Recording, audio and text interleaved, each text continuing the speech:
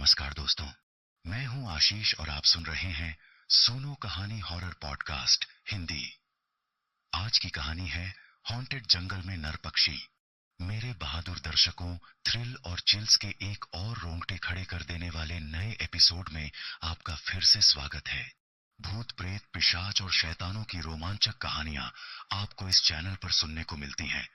अगर आपको ऐसी ही वीडियोस देखना पसंद है तो चैनल को सब्सक्राइब करके अभी हमसे जुड़ जाइए, क्योंकि हम हमेशा ऐसी यूनिक और सस्पेंस से भरी कहानियां लाते रहते हैं। कहीं ऐसा ना हो कि आपसे कोई कहानी मिस हो जाए, तो हेडफोन लगाएं और कमरे की लाइट्स बंद कर लें, क्योंकि डरावनी यात्रा शुरू होने वाली है। तो आइए, ज्यादा समय बर्बाद न करते हुए सुनते हैं आज की यह कहानी, जो सच में बड़ी ही जबरदस्त है। इसमें इमोशंस, डर और सस्पेंस है, जिसका आपको बेसब्री से इंतजार था। दोस्तों, आज की कहानी में अंत तक बने रहना। ट्रस्ट मी, आपको बहुत मजा आने वाला है, क्योंकि सस्पेंस खतरनाक है, जो आपको हिलाकर रख देगा। रात के ठीक 1:15 बज रहे थे। ट्रेन धीरे धीरे अपनी रफ्तार कम करते हुए टेहरी स्टेशन पर आकर रुक गई थी। संजय अपने हाथ में बैग लिए स्टेशन पर उतरा। स्टेशन पर चारों तरफ गहरा सन्नाटा था। स्टेशन पर सिर्फ एक बल्ब था, जिसका प्रकाश भी ज्यादा गहरा नहीं था।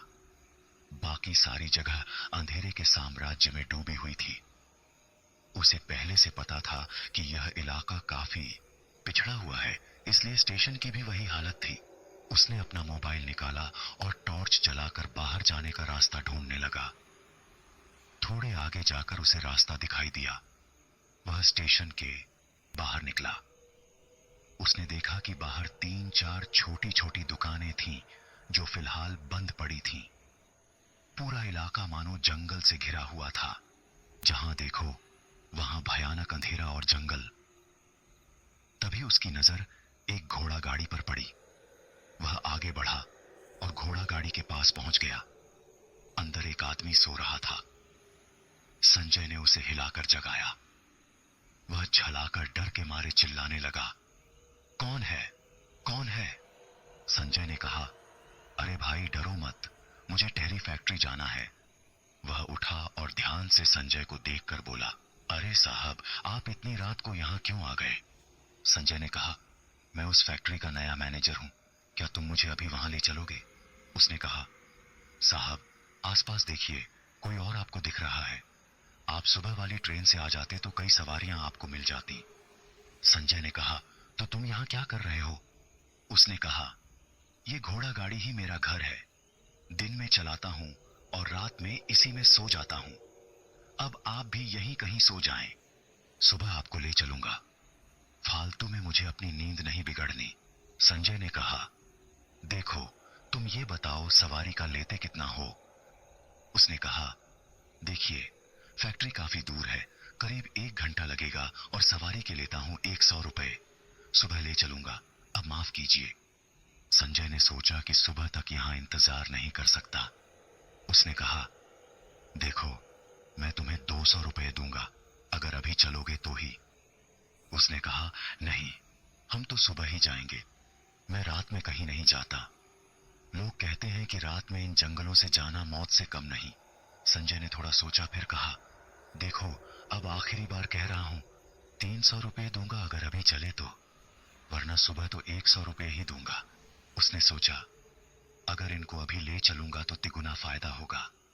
2 दिन तक सवारी भी ना लूंगा तो आराम से कट जाएगा। उसने कहा, ठीक है, चलिए।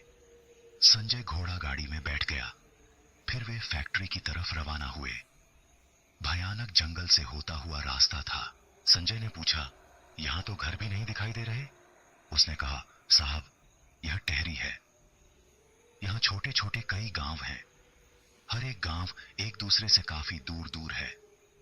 आपकी फैक्ट्री भी कंठहार गांव के पास बनी हुई है। इस क्षेत्र में सिर्फ वही एक बड़ी फैक्ट्री है। फिर कुछ देर तक दोनों शांत रहे। हल्के चांद की रोशनी में घोड़ा गाड़ी आगे बढ़ रही थी। चारों तरफ अजीब सी शांति फैली हुई थी। अचानक उसने घोड़ा गाड़ी रोकी। एक अजीब सा पक्षी उनके सामने से उड़कर दूसरी ओर गया। दोनों की धड़कनें बढ़ गईं। उस पक्षी की भयानक चमकती लाल आंखें उन्हें भयभीत कर गई थीं।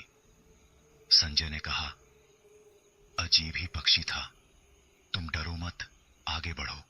उसने घोड़ा गाड़ी आगे बढ़ाई। कुछ दूर ही गए होंगे कि फिर वही भयानक पक्षी अजीब आवाज में चीखता हुआ फिर से उनके सामने से गुजरा। वापस घोड़ा गाड़ी रुक गई। दोनों फिर सहम गए थे। संजय फिर बोला, शायद कोई जंगली पक्षी है, शिकार की खोज में होगा। उसने फिर घोड़ा गाड़ी आगे बढ़ाई। भयानक जंगलों से होकर घोड़ा गाड़ी आगे बढ़ रही थी। अचानक उसने फिर घोड़ा गाड़ी रुकवा दी। उन्होंने देखा कि सामने रास्ता बंद था। बड़े बड़े काले कांटों से भरे गोल गोल झुंड रखे हुए थे जो चारों तरफ फैले हुए थे। उसने कहा, अरे ये कांटों के झुंड यहां कैसे आ गए? कल ही तो यहां से गया था, आज अचानक ये कैसे आ गए? संजय ने कहा, चलो नीचे उतर के देखते हैं कि माजरा क्या है। दोनों नीचे उतरे और उन कांटों के पास पहुंचकर देखा। दोनों अचंभित थे। बड़े बड़े काले कांटे थे, इतने सख्त कि टूट भी नहीं पा रहे थे। थोड़ी देर दोनों उन कांटों को निहारते रहे। फिर अचानक उन सभी कांटों के झुंड में हलचल होने लगी। दोनों के रोंगटे खड़े हो गए। देखते ही देखते कांटे अपने आप खड़े होने लगे। इस बार वे सिर्फ कांटे नहीं थे, उन कांटों से जुड़े हुए शैतान भी थे। वे देखने में बेहद भयानक थे। नीली चमकती आंखें, पूरा शरीर काले कांटों से घिरा हुआ, चेहरा भी भयानक कांटों से ढका हुआ। खून की लपटें बह रही थीं। वे लगभग 25 शैतानों की संख्या में थे। अजीब चिल्लाहट और मौत का पैगाम लिए हुए आए। उन्हें देखते ही दोनों मानो अर्धमरे हो गए थे। तभी सभी शैतान उन पर टूट पड़े और अपने नुकीले कांटों से उन्हें छील छील कर उनका खून पीने लगे।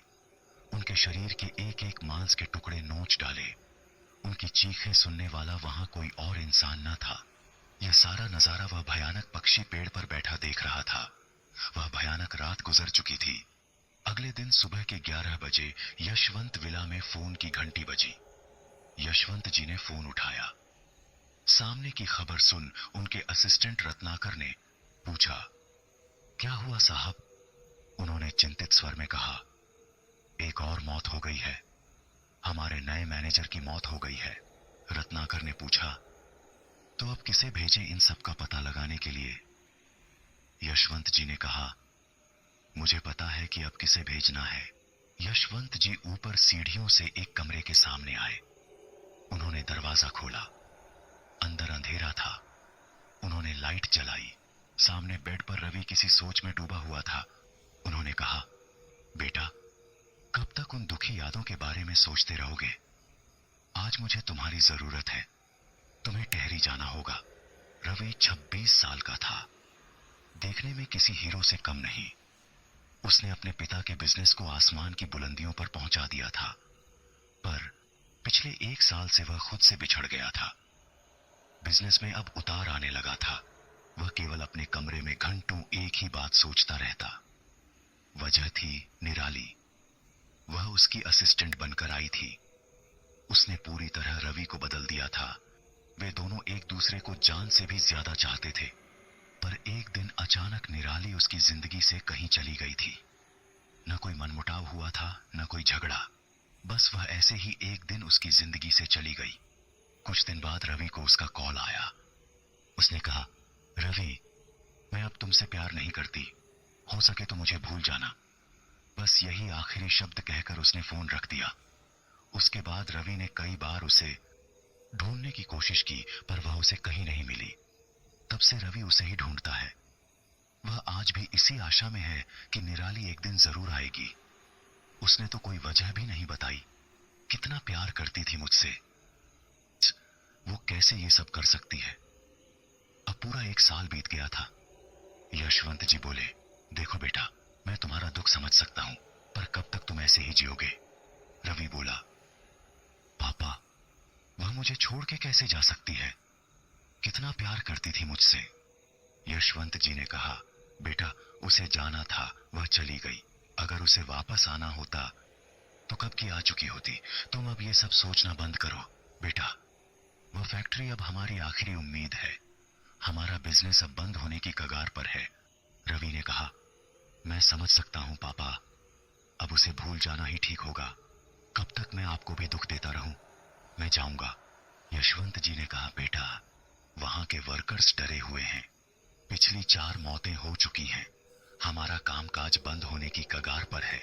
ये पता नहीं लग रहा कि ये हमले कौन कर रहा है। तुम अपने साथ गन ले जाना और संभल कर रहना। अब तुम मेरी आखिरी उम्मीद हो। रवि ने कहा, मैं सब पता लगाऊंगा कि वहां क्या हो रहा है। यशवंत जी बोले, ठीक है बेटा, तुम्हारे दोस्त विकी और वरुण तुम्हारे साथ जाने वाले हैं। तुम तीनों रात की ट्रेन से जाओगे जो सुबह तुम्हें टेहरी उतारेगी। फैक्ट्री का चपरासी तुम्हें लेने वहां आ जाएगा। रवि ने कहा, ठीक है पापा। रात के 8 बजे की ट्रेन आ गई थी।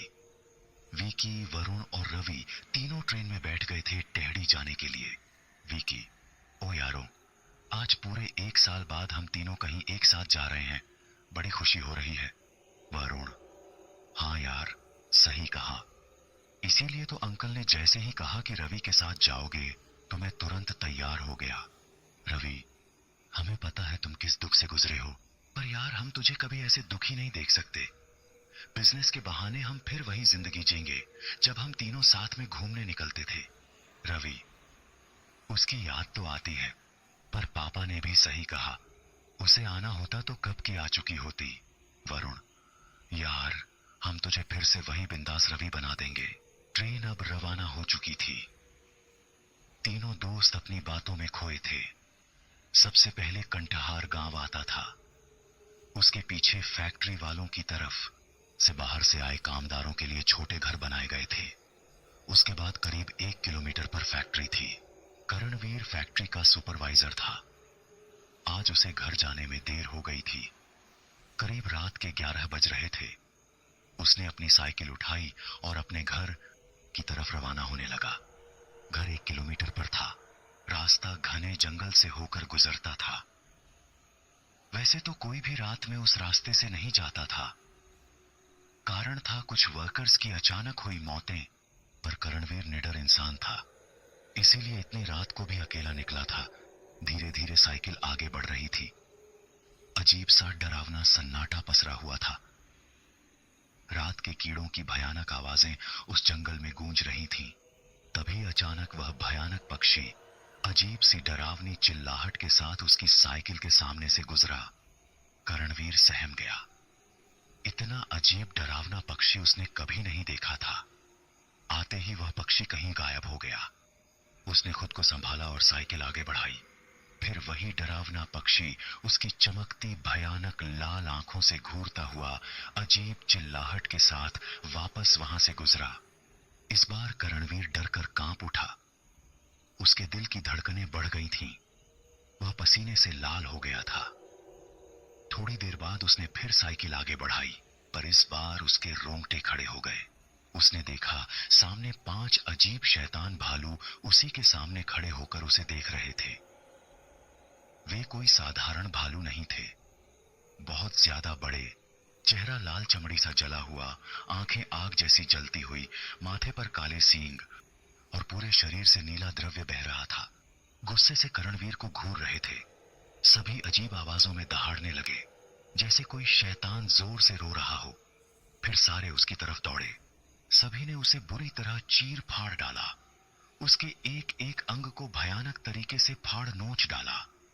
किसी ने उसका सिर खाया तो किसी ने हाथ पांव। उसका एक अंश तक नहीं छोड़ा। यह सभी नजारा वह भयानक पक्षी पेड़ पर बैठकर देख रहा था। यह भयानक रात भी एक और मौत लेकर आई थी। सुबह के 10 बजे थे। ट्रेन टेहरी स्टेशन आ गई थी। तीनों ट्रेन से नीचे उतरे। स्टेशन पर उन्हें लेने मगन चपरासी आया हुआ था। उसे मालूम था कि फैक्ट्री का सुपरवाइजर करणवीर कल रात से गायब है, पर उसने उस वक्त उन्हें नहीं बताया। सभी स्टेशन से बाहर आए। सामने 2 घोड़ा गाड़ी खड़ी हुई थी। विकी, अरे वाह, घोड़ा गाड़ी में सफर करना होगा, मजा आएगा। मगन, हाँ साहब, यहाँ गाड़ी मोटर आपको नहीं दिखेंगी, पिछड़ा इलाका है। रास्ते भी काफी पत्थरीले हैं, इसीलिए सभी घोड़ा गाड़ी से ही आते जाते हैं। यहाँ तो मौसम भी काफी अच्छा है। पेड़ ही पेड़ दिख रहे हैं। नेचर में घूमने का मजा ही अलग है। मगन, दबे स्वर में, हाँ, पर काफी खतरनाक भी। तुमने कुछ कहा? नहीं साहब, कुछ नहीं। अरे विकी, जल्दी आकर बैठो यार, बातें रास्ते में कर लेना। फिर सभी टेडी फैक्ट्री जाने के लिए निकल गए। घोड़ा गाड़ी कंठहार गांव से होकर गुजर रही थी। गांव काफी बड़ा था। गांव के कई लोगों का आधार वही फैक्ट्री थी।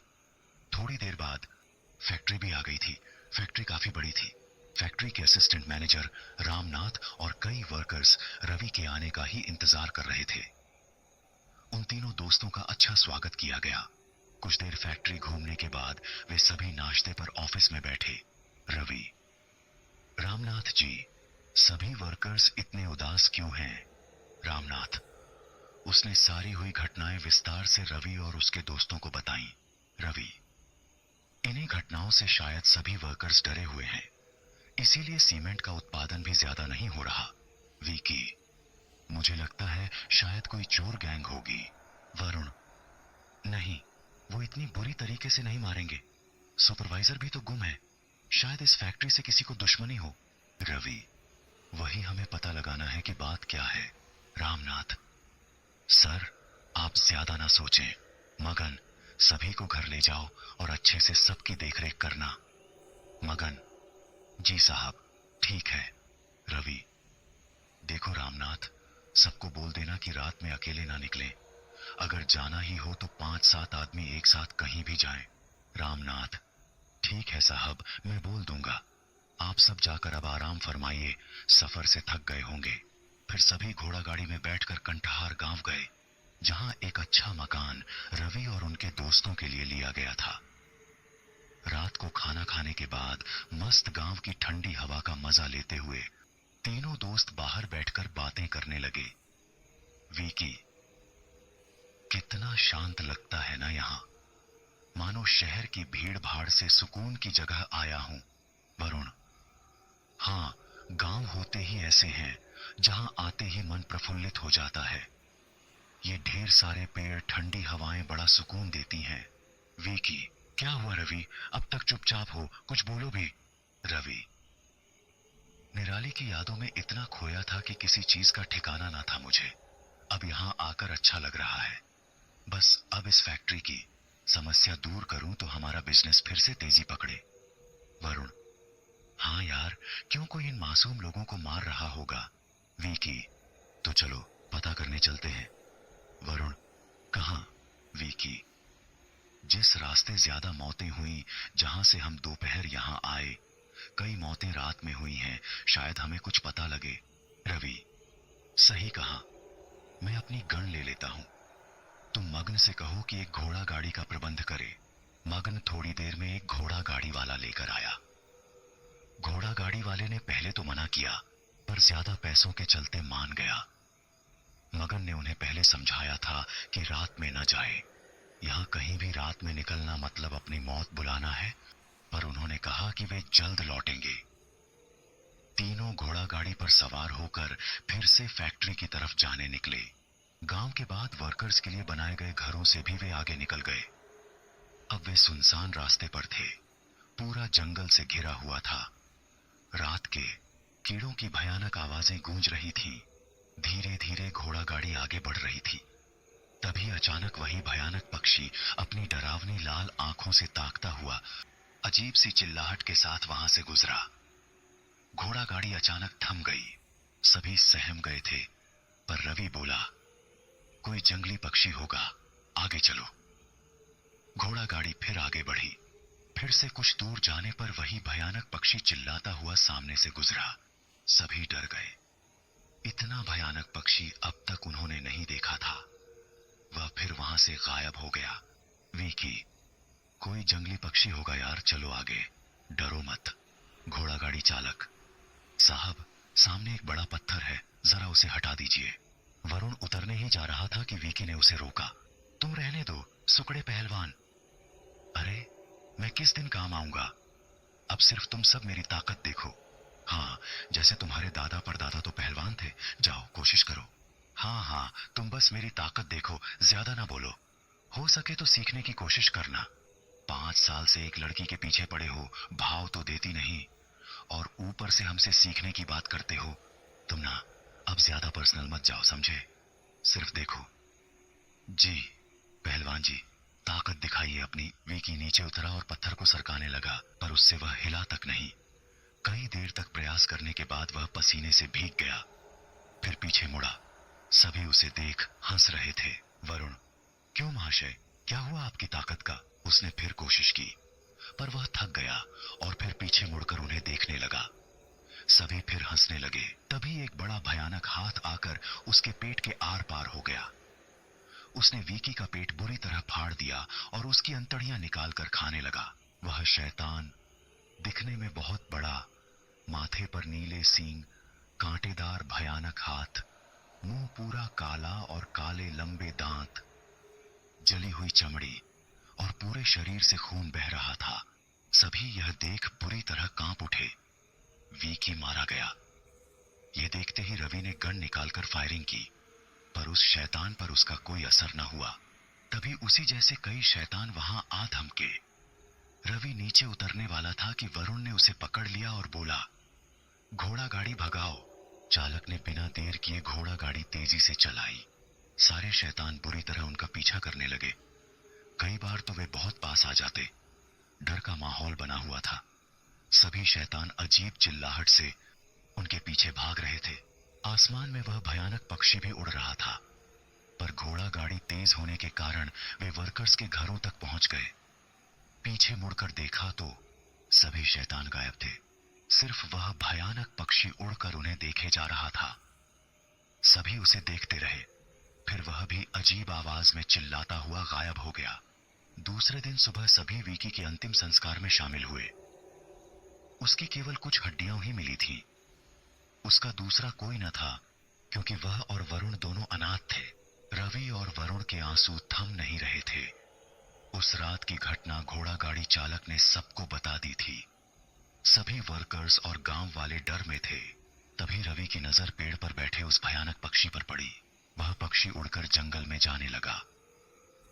रवि को काफी गुस्सा आया और वह उसे किसी भी तरह मारने के लिए पीछे दौड़ा, क्योंकि वह पक्षी भी विकी के मरने के समय वहीं था। उसे भी दुश्मन मानकर वह उसके पीछे भागा। वरुण यह देख रवि के पीछे भागा। दूर अंदर जंगल तक दोनों दोस्त उसके पीछे लगे रहे। तभी वह पक्षी एक गुफा में घुस गया। दोनों उसके पीछे अंदर गुफा में चले गए। अंदर देखा, गुफा में एक मशाल जल रही थी। वह भयानक पक्षी लाल चमकती आंखों से उन्हें ऊपर बैठे देख रहा था। दोनों ने देखा, तांबे के एक कुंड पर एक किताब रखी थी। वह पक्षी अजीब आवाजों में उस किताब को देख चीखने लगा। रवि और वरुण को यह अजीब लगा। रवि ने वह किताब उठाई और उसे पढ़ने लगा। क्या लिखा हुआ है वो किताब में? वो सारे अजीब शैतान और वो भयानक पक्षी कौन थे? क्या रवि और वरुण अपने दोस्त का बदला लेंगे? जानने के लिए बने रहिए कहानी के अंत तक। रवि ने किताब पढ़नी शुरू की। मैं यह किताब इसीलिए लिख रही हूं ताकि आपको पता चले कि मैं असल में कौन हूं और आप मेरी मदद कर सकें। मैं जल्द ही एक भयानक पक्षी बन जाऊंगी। आप मेरे बारे में जान सके, इसलिए इसे पूरा पढ़िएगा। आज से करीब 300 साल पहले टेहड़ी में राजा संदेर का राज्य था।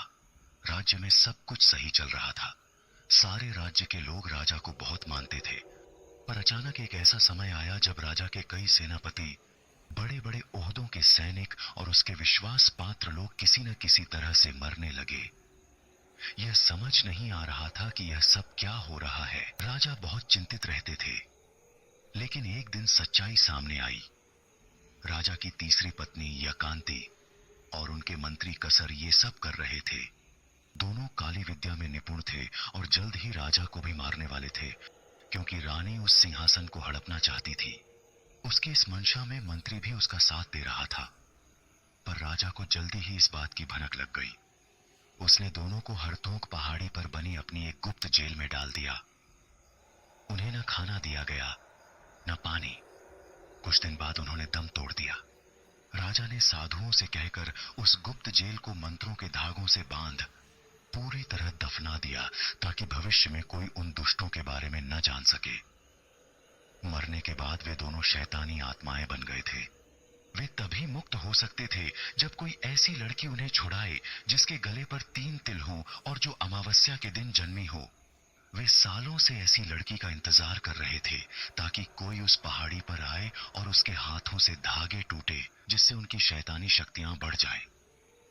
मेरे गले पर 3 तिल थे और मैं अमावस्या में जन्मी थी। मैं कुछ दोस्तों के साथ यहाँ घूमने आई थी। मुझे ये जंगल और पहाड़ पर घूमना बहुत पसंद था। इसीलिए मेरे कुछ दोस्तों ने मुझे बिना बताए आंखों पर काली पट्टी बांधकर रेल से मुझे यहाँ ले आए। जैसे ही मेरी आंखों से पट्टी हटी, मैं इन वादियों में खो गई। हम सब ने कैंपिंग करने का सोचा और उस रात हरतोंक पहाड़ी पर रुकने का इरादा किया। मेरे कदम रुक नहीं रहे थे। रात हुई तो सबको कैंप में अकेला छोड़कर ठंडी हवाओं का आनंद लेने के लिए पहाड़ी की दूसरी तरफ चली आई और फिर चांदनी को देखकर वापस लौटने लगी। तभी मेरा पैर फिसला और मैं एक गड्ढे में गिर गई। मैंने मोबाइल की टॉर्च जलाई और देखा कि अंदर एक रास्ता जा रहा था। उस रास्ते पर धागे बंधे हुए थे। मैंने सारे धागे हटाए और अंदर गई। वहां 2 जेल जैसे कमरे थे जिन पर लाल धागे थे। मैंने सबको हटाया और वहां 2 कंकाल भी पड़े हुए देखे। मैं बहुत खुश हुई क्योंकि मुझे लगा कि मैंने कोई पुरानी खोज कर ली है। मैं किसी तरह वहां से बाहर निकली और अपने कैंप की ओर भागी। कैंप के पास पहुंची तो देखा कि मेरे सारे दोस्तों को अजीब अजीब से शैतान खा रहे थे। मेरे सभी दोस्त बुरी तरह चिल्ला रहे थे और वे शैतान उन्हें बेरहमी से मार रहे थे। मैं कुछ नहीं कर सकी।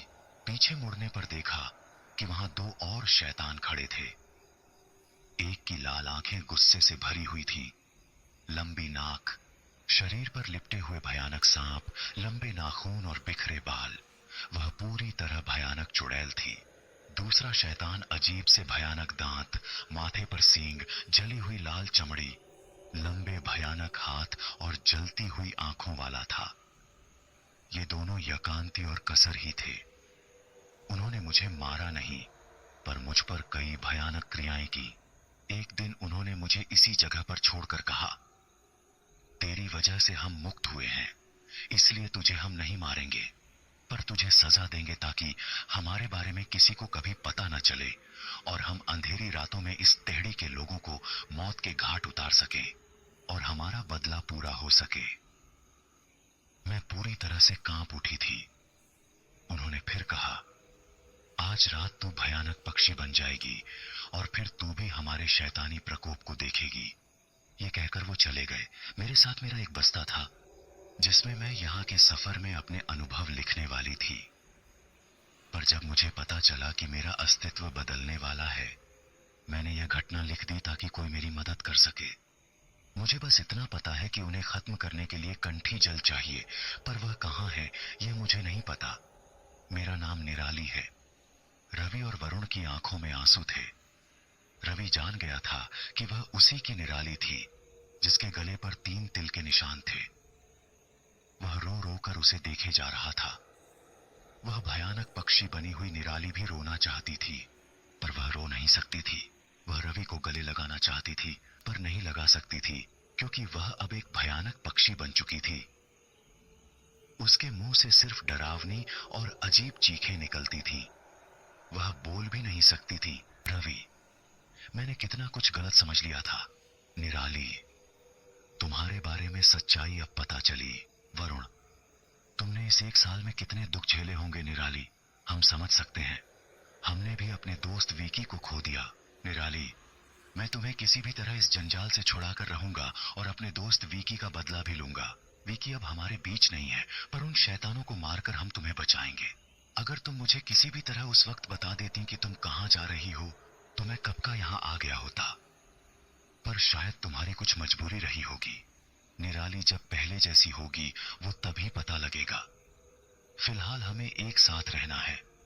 हाँ, सबसे पहले हमें कंठी जल ढूंढना होगा। तभी निराली अपने पंख फड़फड़ाने लगी और गुफा के बाहर की तरफ बढ़ने लगी। शायद निराली को कुछ पता है, उसके पीछे चलते हैं। निराली, जो अब पक्षी बन चुकी थी, आगे उड़ रही थी और रवि और वरुण उसके पीछे चल रहे थे। जंगल के भीतर वह एक और गुफा के सामने रुकी। वह गुफा में उड़ते हुए ऊपर से थोड़ी जगह खाली थी जिससे वह अंदर चली गई। रवि और वरुण ने किसी तरह 1-2 बेड़ियां तोड़कर गुफा में प्रवेश किया। दोनों ने मोबाइल की टॉर्च जला ली। अंदर से निराली की अजीब आवाजें सुनाई दे रही थीं। वह इशारे कर रही थी, इस तरफ आओ। कुछ देर चलने के बाद दोनों एक बड़ी खुली जगह पर आए। पूरी जगह कांटों से घिरी हुई थी। उन्होंने देखा कि निराली एक अजीब से पेड़ के पास बैठी थी, जो मोटाई में बहुत बड़ा, और उससे एक नीला द्रव्य बह रहा था। पूरा पेड़ डरावना और अजीब था। दोनों उसके पास गए, तभी अचानक वह पेड़ हिलने लगा। उन्होंने जो देखा उससे दोनों बुरी तरह सहम गए। उस पेड़ ने अपनी भयानक आंखें खोली, जो पूरी तरह से चमक रही थीं। उसका एक बड़ा मुंह भी था। इतने अजीब और डरावने पेड़ के मुंह और आंखें देखकर दोनों चौंक उठे। तभी वह पेड़ अपने मुंह से बोलने लगा। वह भयानक पेड़ बोलने लगा, और रवि और वरुण ध्यान से उसकी तरफ देख रहे थे। पेड़, मुझे पता है तुम लोग यहाँ क्यों आए हो। वरुण, एक पेड़ बोल सकता है? ये तो पहली बार देखा। पेड़, क्या तुम्हारे साथ हुई ये घटनाएं पहली बार नहीं हुई हैं? रवि, तुम्हें कैसे पता? पेड़, मुझे सब पता है, क्योंकि इसकी शुरुआत मुझसे ही हुई थी। वरुण, मतलब? हमें साफ साफ बताओ। तो सुनो, मेरा नाम सितांत है। मैं एक राक्षस हुआ करता था, काली शक्तियों का। मैंने उन शक्तियों से कई सारे भयानक शैतान बनाए थे। मैं और मेरे शैतान उन शक्तियों से कई मासूम लोगों को मारते थे। पर एक बार शिवकांश नाम के आशी ने मुझे शाप दिया कि मैं हजारों सालों तक एक भयानक पेड़ बनकर एक ही जगह पड़ा रहूंगा। मेरी सारी शक्तियां उन्होंने टेहड़ी के पास सटे कैवर जंगल में एक गुफा में स्थित सारंगा जलकुंड में डाल दी। वो दैवीय जलकुंड है, ताकि कोई शैतान उसे निकाल ना सके। तब 300 साल पहले रानी यकांती और मंत्री कसर एक शिकार करते वक्त मेरी गुफा में पहुंच गए थे। मैंने उनसे मेरी शक्तियां वापस लाने को कहा था, क्योंकि वो दोनों इंसान थे। वो शक्तियां जलकुंड से निकाल यहां ला सकते थे, पर उन दोनों ने मुझे धोखा दिया। वो भी अंदर से शैतान ही थे। उन्होंने खुद में वो काली शक्तियां समाहित कर लीं, ताकि वो राज्य पर अपनी शक्तियों से राज कर सकें। पर उन्हें ये नहीं पता था कि सिर्फ कुछ शक्तियां ही उन्हें मिली थीं, क्योंकि वो इंसान थे। पर वो बाकी शक्तियां तभी प्राप्त कर सकते थे और सारे भयानक शैतान जगा सकते थे जब वो दोनों मरकर आत्मा बनते। लेकिन ये उन्हें नहीं पता था। उन पर वो वक्त जल्द आया, पर राजा ने समय पर रहते मंत्रों के धागों से उन्हें बांध दिया। उन्हें मरने के बाद शक्तियां तो मिली थीं, पर वो बाहर नहीं निकल सकते थे। लेकिन किस्मत का खेल देखो, ये बच्ची जिसके गले पर 3 तिल थे, वही चली आई। फिर सभी आजाद हो गए, वो दोनों भी और सारे भयानक शैतान भी। अब वो किसी को नहीं छोड़ेंगे। हो सके तो उन्हें रोक लो। रवि, हाँ, पर कैसे? हमें वो कंठी जल चाहिए होगा। पेड़, वो तुम्हें सारंग का जल कुंड में ही मिलेगा। उसी का जल कंठी जल कहा जाता है, जो दैवीय है। वरुण, फिर तो अभी जाकर ले आते हैं। पेड़, हाँ, पर सावधान। उन दोनों ने वहां भी कुछ भयानक शैतानों को रखा होगा, ताकि कोई वहां पहुंच न सके। रवि, क्या आप हमारी कुछ सहायता कर सकते हैं? मेरी एक एक डाली की लकड़ी तोड़ लो। उससे तुम कुछ देर उन्हें रोक सकते हो, पर मार नहीं सकते। ठीक है, हम सावधानी से उस जल को ले आएंगे। पर जल मिलने के बाद भी तुम सफल हो, ऐसा नहीं। वो दोनों शक्तिशाली शैतान हैं, उनसे तुम्हें चतुराई से लड़ना होगा। वरुण, हम उन्हें किसी भी तरह मारेंगे और विकी की मौत का बदला लेंगे और निराली को पहले जैसा कर देंगे। उन्हें मारते ही निराली, जो पक्षी बनी हुई है, उसे नीम के पत्तों में ढककर फिर उसके बाद जल छिड़क देना। वो फिर से इंसान बन जाएगी। मैंने कई बुरे कार्य किए, पर अब भगवान से तुम्हारी रक्षा मांगता हूं। जाओ मेरे बच्चों, उन्हें खत्म करो। रवि, हम जरूर करेंगे। पेड़, जल मिलने के बाद रात को दक्षिण की ओर जाना, वो बाकी शैतान वहीं मिलेंगे। अब जाओ। फिर तीनों कैवर जंगल जाने लगे, जहां गुफा में सारंग का जलकुंड था। उन्होंने एक घोड़ा गाड़ी बुलवा ली। फिर निराली उड़ते हुए और वो दोनों घोड़ा गाड़ी में रात के वक्त कैवर जंगल में दाखिल हुए। थोड़ा आगे जाने पर उन्हें एक अंधेरी भयानक गुफा नजर आई। घोड़ा गाड़ी वाले को थोड़ी दूर खड़ा कर वो तीनों अंदर जाने लगे। निराली आकर रवि के कंधे पर बैठ गई। उन्होंने आने से पहले हेलमेट के साथ लगी टॉर्च ले ली थी क्योंकि गुफा काफी अंधेरी थी। हाथों में उस पेड़ की डाली की मजबूत लकड़ी थी जिसकी नुकीली धार उन्होंने बना ली थी। धीरे धीरे मकड़ी के जालों को दूर करते हुए वो तीनों आगे बढ़ रहे थे। अजीब सा खौफनाक सन्नाटा पसरा हुआ था। धीरे धीरे रहकर अजीब अजीब कीड़ों की आवाजें भी आ रही थीं। तभी उन्हें पानी के गिरने की आवाज आने लगी। वो तीनों उस दिशा में बढ़ने लगे। थोड़ी देर बाद उनके सामने एक बड़ा जलकुंड था। गुफा से निकलते उस दैवीय पानी की वो आवाजें थी। तीनों बड़े खुश हुए। उन्होंने अपने साथ लाए चमड़े के थैले में कंठी जल भरना शुरू किया। जल भरने के बाद अपने पीछे लटका लिया। फिर वो वापस जाने के लिए पीछे मुड़े। तभी सामने से अंधेरी गुफा से खौफनाक आवाजें आने लगी। रवि और वरुण के दिल जोर से धड़कने लगे थे। तभी लाल चमकती हुई भयानक आंखें उन्हें दिखी। तभी बाहर निकलते खौफनाक शैतान, जिनकी आंखें खून जैसी लाल थीं, सुअर जैसा भयानक काला चेहरा, नाक से सटे भयानक नीले सींग, बाकी शरीर पूरा छिल्ला हुआ, इंसानों जैसे चलते हुए, अजीब भयानक आवाजें निकालते। उन लंबाई में कई बड़े शैतान उनके सामने थे, गुस्से से उनकी तरफ घूरते हुए हमले की फिराक में। तभी रवि और वरुण ने अपनी नुकीली लकड़ी आगे धर ली। सभी शैतान उनके पास आने लगे। तभी दोनों ने अचानक उन लकड़ियों से हमला शुरू किया। निराली भी उड़ उड़कर उन शैतानों की आंखों को निशाना बनाती। लकड़ी के वार से कुछ समय शैतान जैसे कोई मूर्ति बन जाते। रवि और वरुण पर शैतानों ने कई नाखूनों से वार भी किए।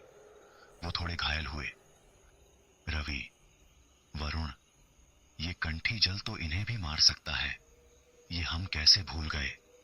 सही कहा रवि, जल निकालो। उन्होंने जल निकाला और शैतानों पर डालने लगे। सभी शैतान उस जल के पड़ने से ही जैसे उन पर आग गिरी हो वैसे छटपटाने लगे। फिर धीरे धीरे सभी राख में मिल गए। फिर तीनों ने राहत की सांस ली। हम भी बेवकूफ, पहले ही डाल देते तो ये छोटे नहीं आती। हाँ, देर से हमें याद आया, पर सही वक्त पर, वरना ये तो हमारी चटनी बना देते। सही कहा। अब हमें उन बाकी शैतानों और यकांती और कसर शैतान को भी मिटाना है। हाँ, चलो, हमें दक्षिण की ओर बढ़ना है। उसी रास्ते में हमें वो शैतान मिलेंगे। चलो, आज ही किस्सा खत्म करते हैं। क्या सभी शैतान और वो दोनों शैतान मारे जाएंगे, या फिर रवि और वरुण मर जाएंगे? जानने के लिए बने रहिए कहानी के अंत तक। सभी रात में भयानक जंगल से होकर दक्षिण दिशा की ओर बढ़ रहे थे। उन्होंने रास्ते में अपनी साथ लाए छोटी छोटी प्लास्टिक की थैलियों में कंठी जल भरकर उसके गोले बना लिए थे ताकि वो शैतानों पर उन्हें मार सके। घोड़ा गाड़ी तेजी से भाग रही थी। तभी अचानक घोड़ा गाड़ी चालक ने घोड़ा गाड़ी रुकवा दी। सामने बड़े बड़े गोलाकार काले कांटों वाले झुंड थे।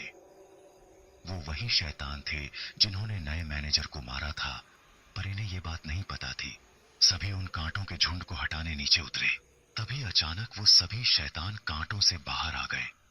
सभी के रोंगटे खड़े हो गए। पर रवि ने एक जल की थैली शैतान को मारी। वो तड़प कर राख हो गया। पर जैसे ही दूसरी थैली मारने उठाई, वैसे ही सारे शैतान फिर गोलाकार झुंड बन गए। उन्होंने जल की थैलियां तो फेंकी, पर नुकीले कांटों पर लगकर फूट गईं। उन्हें कुछ असर नहीं हुआ। ये क्या हुआ? इन्हें तो कुछ भी नहीं हुआ। मुझे लगता है जब तक वो कांटों के अंदर हैं, उन्हें मारा नहीं जा सकता। उन्हें बाहर कैसे निकाले? तभी अचानक वो गोलाकार कांटों में बने शैतान, जैसे कोई गेंद सरकते हुए अपने पास आती है, वैसे ही सरकते हुए उनके पास आने लगे। सभी घोड़ा गाड़ी में बैठ गए। पर ये क्या? एक गोलाकार बने शैतान ने सीधे घोड़े पर हमला किया और उसे पूरा अपने कांटों से छील फाड़ दिया। बेचारा घोड़ा मारा गया। सभी नीचे उतरकर जंगल में अंदर भागने लगे और निराली उड़ते हुए सभी भयानक शैतान सरकते हुए पेड़ों को गिराते हुए उनके पीछे आ रहे थे। बड़ा ही भयानक मंजर था। सभी अपना पूरा दम लगाकर भाग रहे थे, अपनी जान हथेली में लिए हुए, किसी तरह खुद को बचाते हुए। तभी रवि ने कहा, देखो वहां पत्थर की ढलान है, उसके ऊपर चलो। सभी जाकर ऊपर चढ़ गए। शैतान जो गोलाकार कांटों बनकर वहां आए, पर वो पत्थर की ढलान नहीं चढ़ पाए। उन्होंने अपना असली रूप फिर अपना लिया और कांटों से बाहर आ गए ताकि ऊपर चढ़ सकें। यही मौका था। रवि और वरुण ने लगातार थैलियां फेंकनी शुरू की। सभी शैतान एक एक कर राख में मिल गए। आखिरकार बच गए।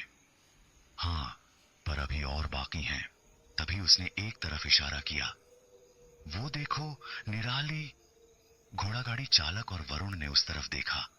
उन्हें कुछ दूर एक गुफा दिखाई दी और उसके बाहर सियार जैसे दिखने वाले लाल चमकती आंखों वाले कुछ शैतान पहरा दे रहे थे। वरुण, शायद वो सारे शैतान वही हो सकते हैं। हाँ, मुझे भी वही लगता है। चलो चलते हैं वहां। घोड़ा गाड़ी चालक, जिसका नाम ओमकार था, उसे वहीं छिपकर रहने को कहकर वो तीनों उस गुफा की दिशा में बढ़ने लगे। गुफा के बाहर पहरा देते वो शैतान सियार अजीब आवाजों में चिल्ला रहे थे। तभी आती हुई कंठी जल की थैलियों ने उनका नामो निशान मिटा दिया। अब रास्ता गुफा में घुसने के लिए साफ था। धीरे धीरे वो उस अंधेरी गुफा में आगे बढ़ रहे थे। तभी अचानक एक बिल में से आए एक बड़े भयानक सांप ने वरुण को बुरी तरह जकड़ लिया। वो अपने भयानक दांत उसमें गड़ाने ही जा रहा था कि तभी रवि ने देर न करते हुए एक जल की थैली उस भयानक शैतान सांप पर मार दी। उसका पूरा मुंह ज्वालामुखी की तरह फट गया और वरुण की जान बच गई। शुक्रिया दोस्त, ये तो मेरा फर्ज था। वो आगे बढ़ने लगे। उन्हें एक जगह से रोशनी आते हुए दिखाई दी। वो सभी उसमें दाखिल हुए। उन्होंने देखा, वो सहम गए। भयानक सांपों से लिपटी, डरावनी आंखों से घूरती हुई यकांती और भयानक शैतानी सिंहों से बने आसन पर बैठा हुआ, अपने माथे के भयानक सींग को सहारे हुए गुस्से से घूरता कसर। यकांती, जब तुम सभी गुफा में दाखिल हुए तभी मुझे पता लग गया था तुम हमें मारने अपने साथ कंठी जल लाए हो। कसर, तुम नादान लोग हमें मारने आए हो, हमारी शैतानी ताकतों से लड़ने आए हो। यकांती, साथ में इस पक्षी को भी लाए जिसे हमने ही ऐसा रूप दे दिया। रवि, मासूम लोगों को मारने में बड़ा मजा आता है तुम्हें। आज उन सभी मारे गए लोगों और मेरे दोस्त विकी का बदला आज तुम्हारे शैतानियत को खत्म कर लूंगा। कसर, तुम हमें मारोगे, पहले हमारे शैतानों से निपटो। तभी अचानक शोर सुनाई देने लगा। धरती हिलने लगी, मानो भूकंप आया हो। तभी गुफा की पत्थरों की दीवारें तोड़ निकले। मगरमच्छ जैसे दिखने वाले, माथे पर सींग, हाथी जैसे बड़े बड़े पैरों पर आते कई डरावने भयानक शैतान वहां आ पहुंचे। तभी उनके पीछे से आती डरावनी आवाजें और कई सारे अजीब शैतान जिन्होंने विकी को मारा था उनके पीछे खड़े थे। सारी तरफ से शैतानों ने उन्हें घेर लिया था। तभी यकांती ने छोड़े हुए सांपों ने उड़कर निराली को दबोच लिया और उसे बंदी बना लिया। तभी सभी शैतान उन दोनों के पास आने लगे। रवि और वरुण ने काफी देर तक खुद को कंठी जल से बचाए रखा, पर अब सिर्फ रवि के पास 2 थैलियां बच गई थी। उसने वो शैतानों पर नहीं फेंकी क्योंकि वो फेंक कर भी कुछ फायदा नहीं होता। शैतान कई सारे बचे थे। वरुण की थैलियां खत्म हो गई। अब सामने मौत खड़ी थी। कुछ शैतानों ने उन दोनों को घायल कर दिया। अब उनके मरने की देर थी। तभी यकांती ने शैतानों को रुकने का आदेश दिया। दोनों दोस्त बुरी तरह घायल होकर नीचे गिरे पड़े थे। यकांती, देखो, अब मेरे एक इशारे पर ये शैतान तुम्हें जैसे कच्चे निगल जाएंगे। रवि, क्या तुम उनकी रानी हो? तो ये शैतानी सेना तुम्हारी है। मतलब कसर अब भी तुम्हारा मंत्री ही लगता है। कसर, नहीं, मैं अब कोई मंत्री नहीं हूं। मैं इस शैतानी सेना का राजा हूं। वरुण, पर सेना सिर्फ एक की होती है, 2 की नहीं। ये सुनते ही यकांती और कसर एक दूसरे को गुस्से से घूरने लगे। यकांती बोली, मेरी सेना है। तो कसर बोला, मेरी। बस फिर दोनों में भयानक जंग छिड़ गई। यकांती सांपों से हमला करती तो कसर उस पर आग के नीले गोलों से। कई देर तक दोनों में लड़ाई चलती रही। दोनों लड़ते लड़ते जहां रवि और वरुण घायल पड़े थे वहां तक आ पहुंचे। रवि को मौका मिल गया। उसने रखी हुई अपनी दोनों कंठी जल की थैलियां निकाली। यकांती और कसर पर दे मारी। जल पड़ते ही दोनों बुरी तरह चिल्लाने लगे। बुरी तरह जलकर राख हो गए और उनसे ही पनपे सारे शैतान भी भस्म हो गए। फिर निराली, जो पक्षी बनी हुई थी, उसे दोनों कैवर जंगल में बने जलकुंड ले गए। जहां उसे नीम के पत्तों में ढककर उस पर कंठी जल डालकर उसे फिर इंसान बना दिया। फिर वो उस पेड़ का शुक्रिया करने गए। पेड़, तुम सबने बड़ा अच्छा काम किया। वरुण, मुझे एक बात पूछनी थी। निराली भी तो भयानक पक्षी थी, तो वो भस्म क्यों नहीं हुई? पेड़, निराली इंसान थी, बाकी शैतान उन शक्तियों से पनपे थे। निराली पर सिर्फ एक क्रिया की थी, इसीलिए उन शक्तियों को खत्म करने के बाद वो सब भी खत्म हो गए, पर निराली नहीं हो सकती थी। अब कुछ 100 सालों बाद मेरी सजा भी खत्म होगी। तब मैं सन्यासी बन भटके लोगों को सही राह पर लाऊंगा। फिर तीनों ने पेड़ से विदाई ली। रवि को निराली मिल गई थी, अब दोनों खुश थे। रवि, तुमने मुझे फोन पर सिर्फ उतना ही क्यों कहा था? निराली, वो मैंने नहीं, मेरी दोस्त ने मजाक किया था।